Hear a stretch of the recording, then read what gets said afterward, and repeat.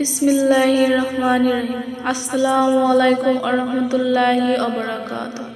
প্রিয় পর্দার আড়ালের মা ও বোনেরা, আশা করি আল্লাহর অশেষ মেহেরবানি ও দয়ার আপনারা প্রত্যেকেই ভালো আছেন। আজকের ভিডিওতে একটি গুরুত্বপূর্ণ বিষয় নিয়ে কথা বলবো ইনশাআল্লাহ।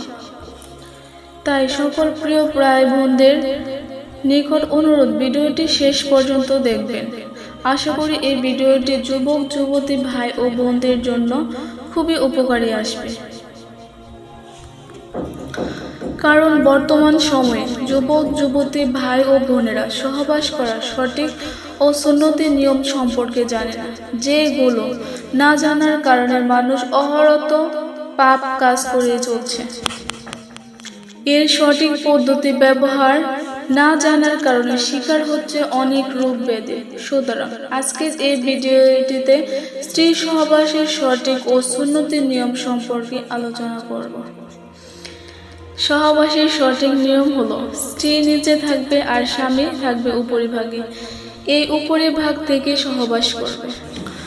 মহান আল্লাহ তাআলা পবিত্র কোরআনের সূরা আরাফের 189 আয়াতে বলেছেন, অতঃপর যখন পুরুষ থাকে ছেয়ে ফেলেছে, তখন সে এক লঘু গর্ভ ধারণ করেছে এবং সেটা নিয়েই সে চলাফেরা করেছে।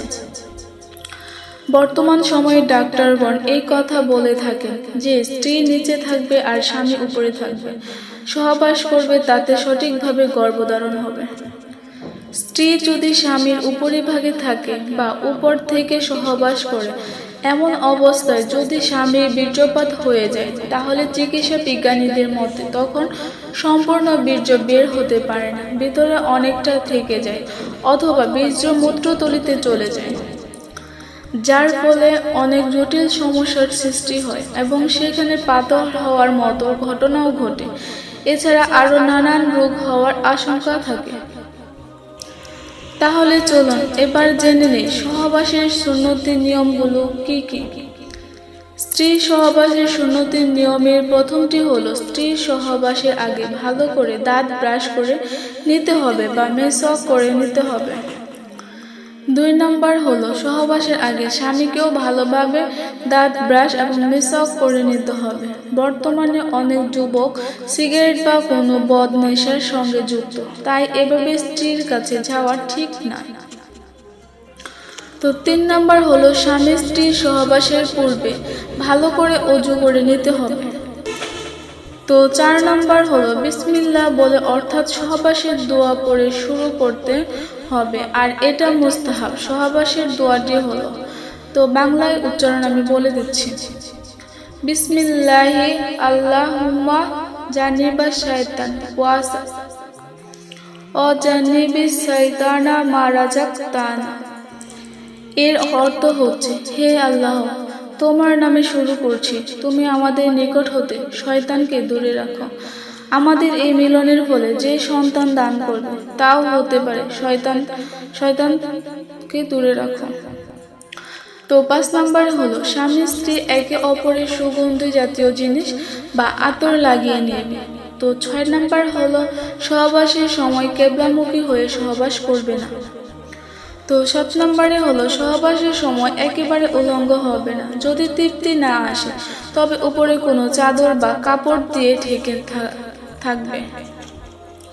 তো 8 নম্বর হলো, বীর্যপাত হয়ে গেলে সাথে সাথে স্ত্রীর উপর থেকে নেমে পড়বে না, বরং কিছুটা সময় তার উপরে শুয়ে থাকবে। আবার পুরো শরীরের বড় স্ত্রীর উপরে দেবে না, যাতে করে সঙ্গিনীর কষ্ট হয়, এটা খেয়াল রাখতে হবে।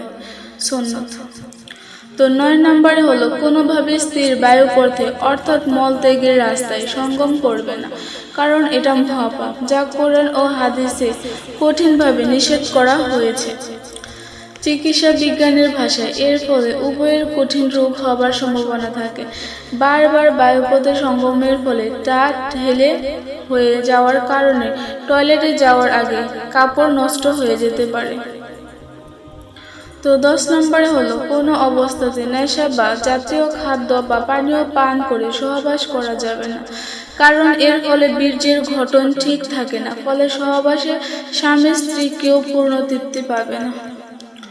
তো প্রিয় পর্দার আড়ালের মা ও বোনেরা, এ ছিল আজকের গুরুত্বপূর্ণ আলোচনা। যদি আমার আলোচনাটি ভালো লেগে থাকে তাহলে অবশ্যই আমাকে কমেন্টস করে জানাবে।